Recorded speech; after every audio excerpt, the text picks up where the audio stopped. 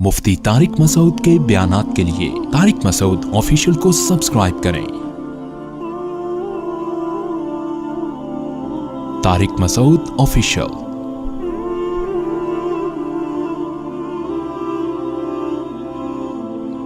हज़रत हूद अलैहिस्सलातु वस्सलाम को अल्लाह ने उसके बाद नूह अलैहिस्सलाम की औलाद में भेजा, और नूह अलैहिस्सलातु वस्सलाम के 3 बेटे कहा जाते हैं, साम, हाम और याफिस।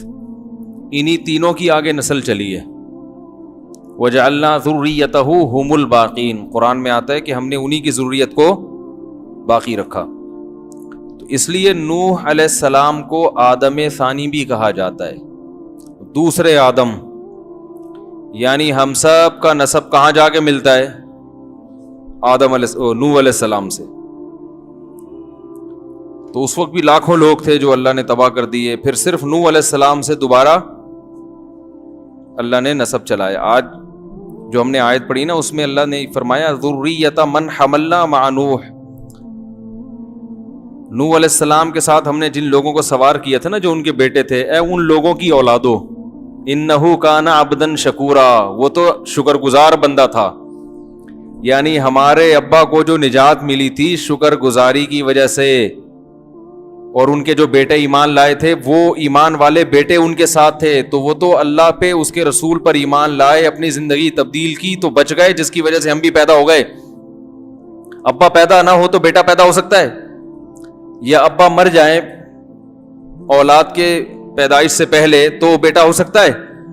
तो अगर किसी ने आपके बाप को बचाया आपकी विलादत से पहले, तो उसने आप पर भी एहसान किया ना, कि आपने उसकी नस्ल में पैदा होना था।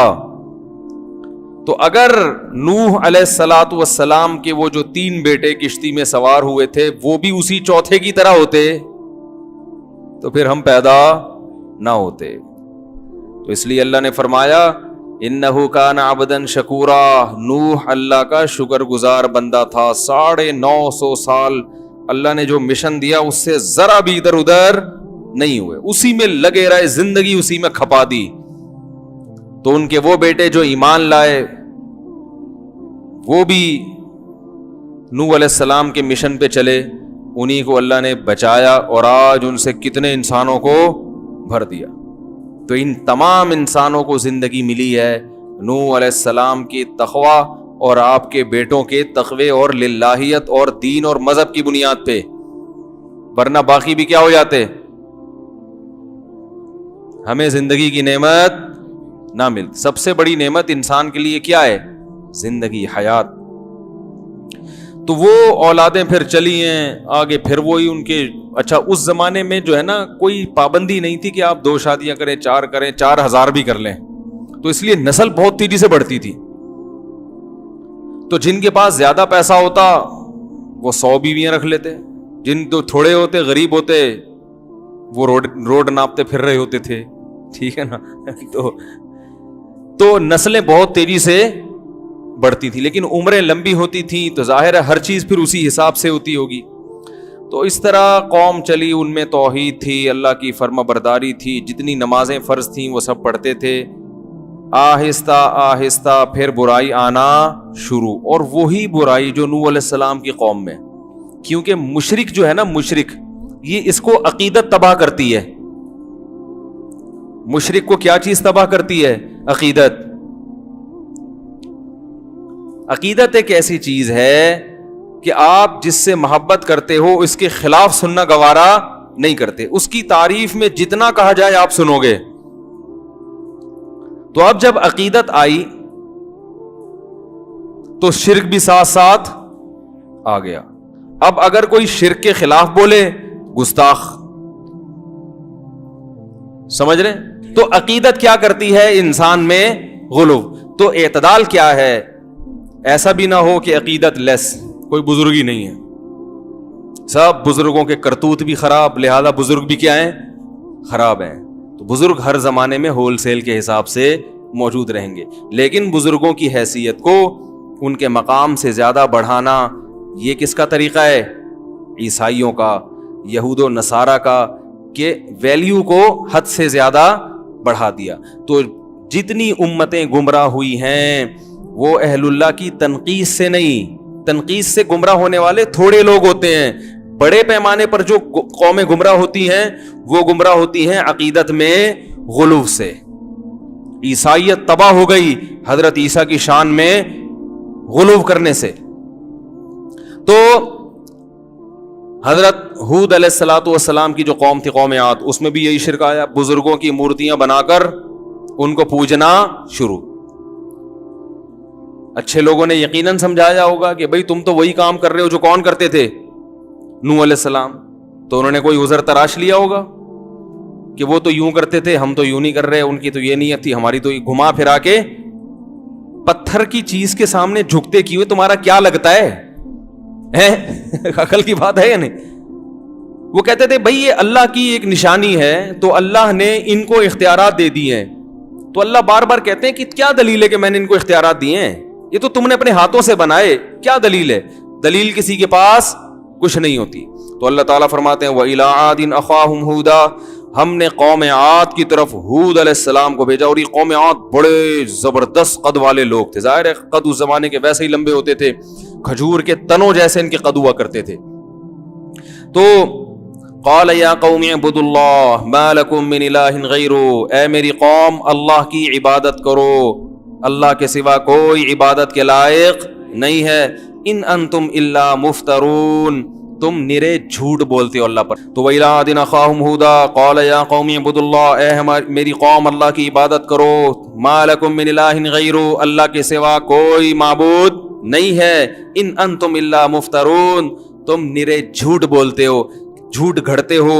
یا قوم لا اسألکم علیہ اجرا, اے میری قوم میں تم سے اس تبلیغ پر کوئی پیسے نہیں مانگتا. پوری قوم سے ٹکر لے کر ایک دعوت دے رہا ہوں تو کچھ تو بات کو سن لو. ان اجری الا علی الذی فطرنی, میری اجرت اس ذات پر ہے جس نے مجھے پیدا کیا. افلا تعقلون, عقل سے کام کیوں نہیں لیتے؟ دیکھو کیسی صاف دعوت ہے پیغمبروں کی, کوئی کنفیوژن نہیں, بالکل صاف ستھری سی دعوت جو فطرت کو اپیل کرتی ہے.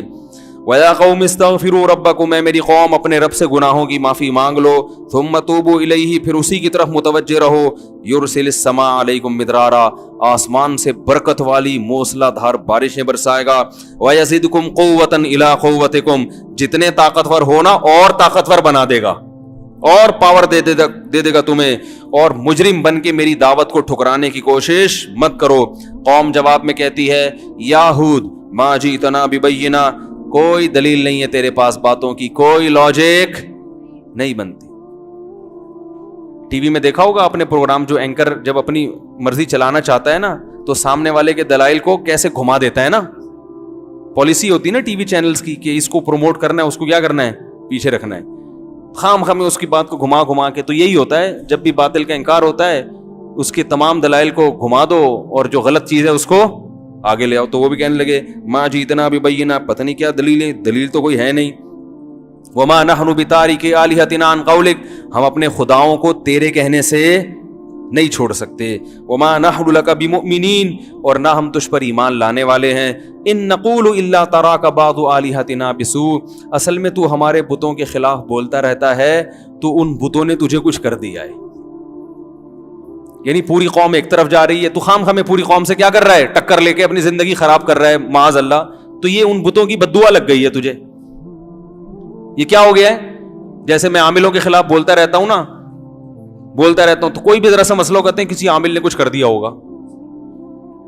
حالانکہ میرے ساتھ اللہ کا فضل ہے, مسئلے ویسے بھی نہیں ہوتے. اللہ کا بڑا فضل ہے, اللہ نے بڑی ستاری کا معاملہ بھی کیا ہوا ہے اور غفاری کا معاملہ بھی ایسا لگتا ہے کہ کیا ہوا ہے. سارے کام اللہ کا فضل ہے. پریشانیاں تو ہر ایک کو آتی ہیں. تو میں کہتا ہوں یہ جن, جو چار جن بھیج دیں یار, 10 لاکھ جنات ہیں, 18 لاکھ جلا دیے, 25 لاکھ یہ کر دیے, تو ایک آدھ ہماری طرف بھیج کے ہم کو اٹھوا لیں یار. تو انہوں نے کیا کہا کہ یہ ہمارے بتوں کے خلاف بولتا رہتا ہے. اب آپ یہ نہیں کہ میں عاملوں کو بتوں سے ملا رہا ہوں, اتنے برے نہیں ہوتے کہ بت پرست نہیں ہوتے وہ, مگر سیدھے بھی نہیں ہوتے, اتنے اچھے بھی نہیں ہوتے جتنے نظر آ رہے ہوتے ہیں. ان نقول الا تراک بعض آلہتنا بسوء, تھنکنگ وہی ہے, وہم, شاید کسی نے کچھ کر دیا ہو, شاید کسی نے کچھ کر دیا ہو, تھنکنگ وہی ہے. تو وہ بھی کہنے شاید بتوں کے نے کچھ کر دیا ہو. قال انی اشہد اللہ، جب انہوں نے تانا دیا نا بتوں نے کچھ کیا ہے، تو ہود علیہ السلام نے کہا میں اللہ کو بھی گواہ بناتا ہوں، واشہدوا، اور تم بھی گواہ رہو، انی بریء مما تشرکون، ان بتوں سے میں بری ہوں، میں ان سے بالکل ڈرتا نہیں ہوں، یہ پتھر کے ہیں، ککھ بھی نہیں کر سکتے. کیونکہ انسان ایسے موقع پہ ڈر جاتا ہے نا کہ یار ان بتوں نے کچھ کر دیا، تو سوچتے ہیں یار کہ کر ہی تو نہیں دیا. جیسے آپ عامل کے پاس جاؤ، اچھے بھلے ٹھیک ٹھاک، وہ بولے گا جن ہے، آدمی کو وہم ہوتا ہے کہ یار کچھ ہے تو نہیں، کہیں تو نہیں بھی ہوتا، بیمار تو ہو جاتا ہے. من دونہ، میں اللہ کے سوا ان سب سے بری ہوں، فکیدونی جمیعا، تم سب مل کے انتر منتر پڑھو، جھاڑ پھونک چڑیل بھوت جن جو تم میرے سر ان بتوں کو بھی ملا لو اور ان مل کے میرے خلاف کیا کرو، تدبیر کرو. انی توکلت علی اللہ ربی و ربکم، میں اعتماد کرتا ہوں اللہ پر جو میرا بھی رب ہے اور تمہارا بھی رب ہے. وما من دابۃ الا هو آخذ بناصیتها ان ربی علی صراط مستقیم فان تولوا، اب بھی میری بات سے اگر اعراض کرتے ہو، فقد ابلغتکم ما ارسلت به الیکم، اللہ کا پیغام میں نے تم تک پہنچا دیا ہے. ربی قوما غیرکم، میرا رب تمہیں ہلاک کر کے دوسری قوم پیدا کر دے گا. ولا تضرونہ شیئا، اور تم اس رب کا کچھ بھی بگاڑ نہیں سکتے. قرآن کہتا ہے ولما جاء امرنا، جب ہمارا حکم آیا. دوسرے مقام پہ اللہ نے اس کی تفصیل بیان کی ہے کیسے عذاب آیا. فلما رأوه عارضا مستقبل اودیتہم، بادلوں کو دیکھا انہوں نے اپنی بستی کی طرف آتے ہوئے، تو فوراً وہ کہنے لگے ھذا عارض ممطرنا، یہ بادل ہے جو ہمیں پر برسے گا. پیغمبر نے کہا نا نا نا، یہ وہ عذاب ہے جس کا تم انتظار کر رہے تھے. تدمر کل شیء بامر ربها، ایسا طوفان آنے والا ہے جو رب کے حکم سے ہر چیز کو اکھاڑ کر پھینک دے گا. سورہ حاقہ میں اللہ نے اس عذاب کی تفصیل بیان کی. کذبت، کیا الحاقۃ ملحاقۃ وما ادراک ملحاقہ، کذبت ثمود وعاد بالقاریہ فاما ثمود فاہلکوا بالطاغیہ واما عاد فاہلکوا بریح صرصر عاتیہ. سرکش ہوا، ایک آواز ہوتی ہے نا جس ہوا میں اس کو سرسر کہا جاتا ہے، ہوں کر کے آواز نہیں آ رہی تھی، خطرناک آواز، ایسی آواز والی ہوا عاتیہ جو سرکش. دیکھو ہوا کیسے سرکش ہوگی، ہوا کا مطلب جو بے لگام ہوا ہو، جو قابو میں نہ آ رہی ہو، جو کسی کی سننے کے لیے تیار نہ ہو، ایسی خطرناک ہوا. سخرها علیہم 7 لیال، 7 راتیں وہ ہوا چلی ہے، و8 ایام، اور 8 دن، 7 راتیں اور 8 دن اتنی تیز ہوا چلی ہے. 7 لیال و8 ایام حسوما فترى القوم فیہا صرعا، اے مخاطب اگر تو 8ویں دن اس قوم کو دیکھتا ایسا لگتا بڑے بڑے پہلوان ہیں جو پچھاڑ کر گرائے گئے ہیں. ہواؤں نے ان کو اچھال اچھال کر زمین پہ پٹخا تھا. جیسے رنگ میں پہلوان ہوتا ہے نا، اس کو پچھاڑنا پڑتا ہے، گرتا نہیں ہے. تو اللہ نے ان کی طاقت اور قوت اور ان کے قد کو بھی بیان کیا اس منظر میں کہ ایسے لگ رہا تھا پہلوانوں کو زمین پہ پچھاڑ کر گرایا گیا ہے. فَتَرَى الْقَوْمَ فِيهَا صَرْعَا كَأَنَّهُمْ أَعْجَازُ نَخْلٍ خَاوِيَةٍ، جیسے کھجور کے تنے الٹے پڑے ہوئے ہوتے ہیں نا، یہ کیفیت تھی. فَهَلْ تَرَى لَهُم مِّن بَاقِيَةٍ، اللہ ہم سے پوچھتے ہیں بتاؤ ایک بھی ان میں باقی چھوڑا تیرے رب نے؟ کوئی نظر آتا ہے ان کا نام و نشان، ان کی اولادوں میں کوئی نظر آتا ہے؟ یہ 2 قومیں تھی طاقتور، قوم سمود اور قوم عاد. قوم عاد کے بعد قوم سمود آئی، یہ بھی بڑے طاقتور تھے. تو یہ تو کہتے تھے من اشد منا قوہ، ہم سے زیادہ طاقتور دنیا میں کون ہے، ہم سے زیادہ طاقتور کون ہے. یہ تو فخر سے کہا کرتے تھے ہم تو بہت اونچے قد کے لوگ ہیں. تو ان دونوں قوموں کو اللہ نے ایک کو آواز سے ہلاک کیا، طاغیہ، زوردار آواز تھی جس سے قوم سمود کے کلیجے پھٹ گئے، فرشتے نے چیخ ماری. اور اس قوم عاد کو کس سے ہلاک کیا؟ ہوا سے. علماء نے اس میں حکمت بیان کی ہے کہ بھائی کسی قوم کو اللہ پانی میں غرق کر رہا ہے، کسی کو زلزلے سے تباہ کر رہا ہے، کسی پہ پتھروں کی بارش ہو رہی ہے، تو ان کو ہوا اور آواز سے کیوں؟ اس کی وجہ یہ بیان کی کہ ان کا دعویٰ تھا ہم بہت پاورفل ہیں، طاقتور ہیں. آواز کے ذریعے مرنا آسان نہیں ہے، بہت زوردار بھی دھماکہ ہوتا ہے تو زیادہ زیادہ کان کا پردہ پھٹ جائے گا نا، انسان تو ہلاک نہیں ہوتا اس سے. لیکن اللہ نے اپنے عذاب سے بتا دیا کہ تم تو میرے فرشتے کی آواز بھی برداشت نہیں کر سکتے. تو ہم تو تمہیں آواز سے مار دیں. اس کائنات میں ایسی ایسی آوازیں ہیں کہ اگر اللہ ان پہ کنٹرول نہ کرے تو وہ آوازوں سے انسانوں کے کلیجے پھٹ جائیں. اور ہوا بھی بہت ہلکی چیز ہے.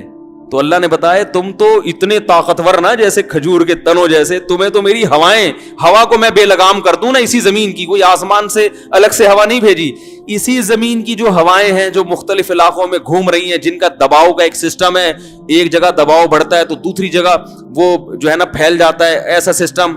تو اگر ہم صرف ہوائیں تمہارے اوپر چھوڑ دیں اور اس کو بے لگام کر دیں, یہ ہوا ہی تمہیں تباہ و برباد کرنے کے لیے کافی ہے. تو اللہ کہہ رہا ہے اس نے ہواؤں نے ان کی قوم کو بھی گرایا زمین پہ اور ان کے مکانات محلات کو کھنڈرات میں تبدیل کر دیا. تدمر کل شیء بامر ربها, رب کے حکم سے ہر چیز کو توڑ پھوڑ کر رکھ دیا اس نے. ایسی خطرناک ہوا اللہ نے قوم عاد پر بھیجی. اللہ فرماتے ہیں وَلَمَّا جَاءَ أَمْرُنَا, جب ہمارا حکم آ گیا, جو دوسرے مقام پہ بیان کیا, نَجَّيْنَا هُودًا, ہم نے ہود علیہ السلام کو بھی بچایا, وَالَّذِينَ آمَنُوا مَعَهُ بِرَحْمَةٍ مِنَّا, اور جو ان کے ساتھ ایمان لائے تھے خاص اپنی رحمت سے ہم نے ان کو بھی بچا لیا. وَنَجَّيْنَاهُمْ مِنْ عَذَابٍ غَلِيظٍ, اور بہت برے عذاب سے ہم نے ان سب کو بچا لیا. پھر آگے اللہ کہتے ہیں وَتِلْكَ عَادٌ, دیکھو یہ تھی قوم عاد. تلکا عربی میں ہاتھ سے اشارے کے وقت کہا جاتا ہے. گویا اللہ قوم عاد ہمارے سامنے لا کے اس کی طاقت اور اس کے ڈائلاگ, وہ سب چیزیں ہمارے سامنے لا کر ہاتھ سے گویا اشارہ کر کے یہ بتا رہے ہیں کہ گویا یہ قوم ابھی تمہارے سامنے ہے, یہ طاقت ہے اس کی, اور یہ کھجور کے تنوں کی طرح اوندھے پڑے ہوئے ہیں.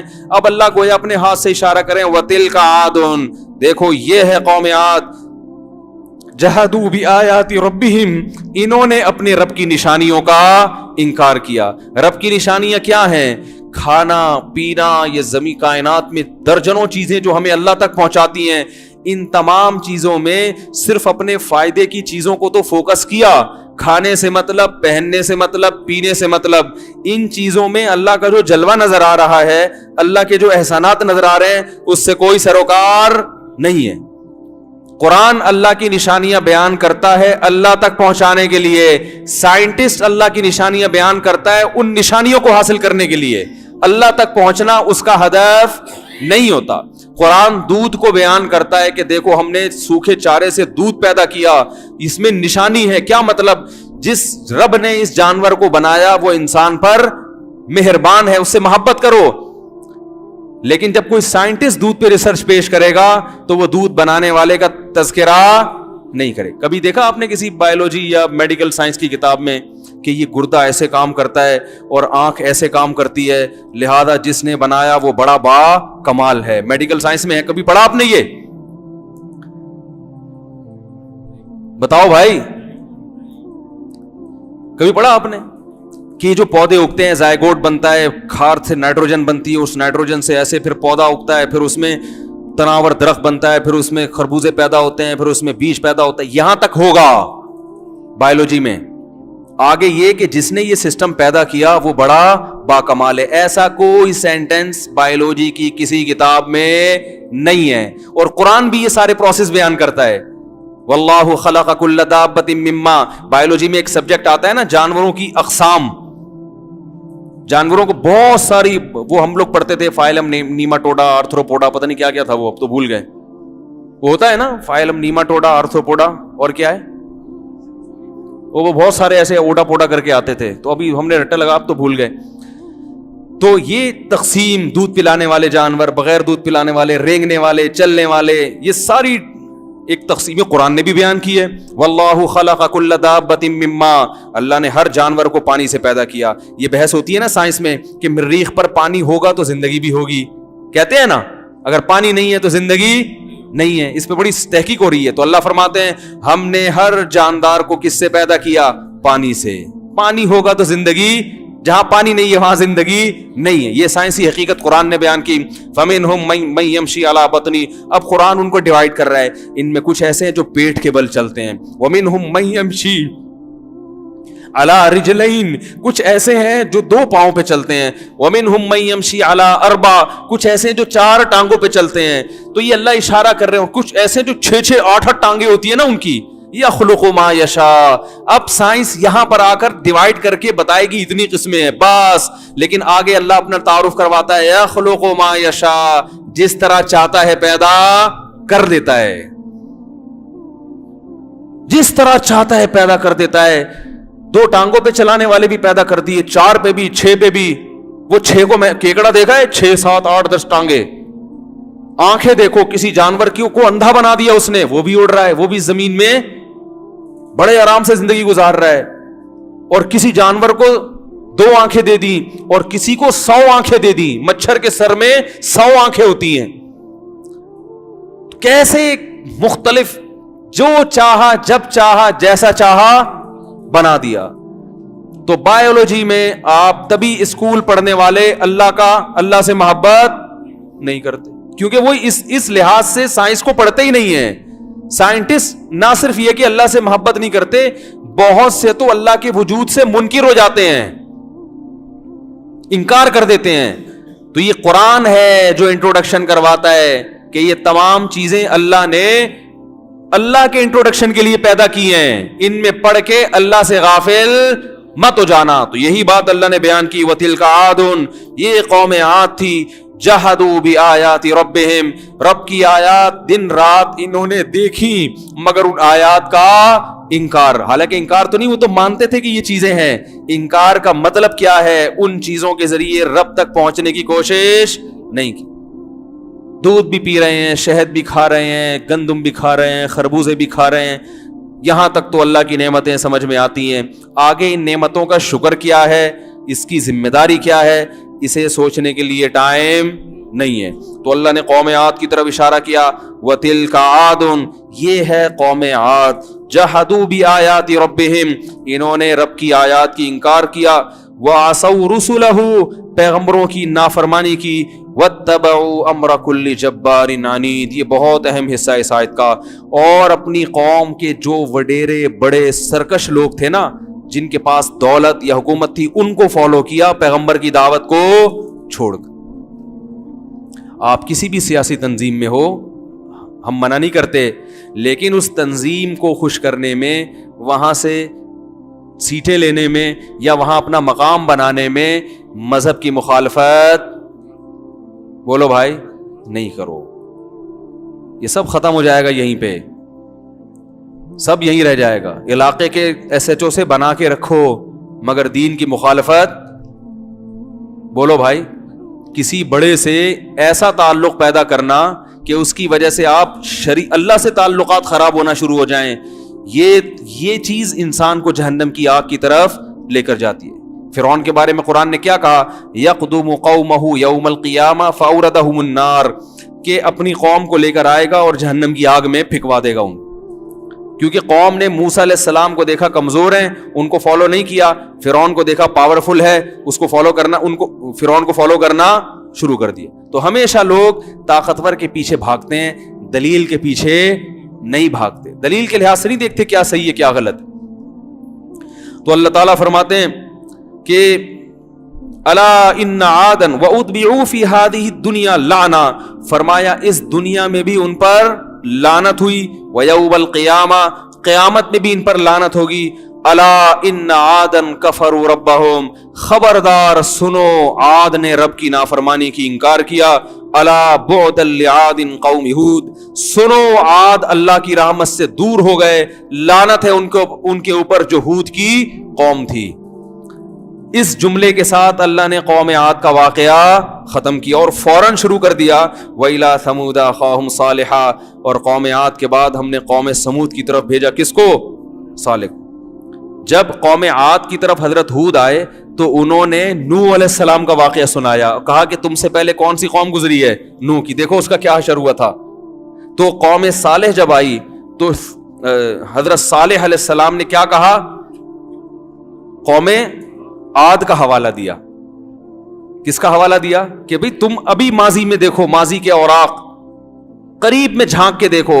ظاہر ہے اس زمانے میں بھی لوگ مورخ تو ہوتے ہوں گے نا جو تاریخیں لکھتے تھے, تو صرف آسمانی کتابوں میں تو یہ تو ہسٹری چلی آ رہی تھی.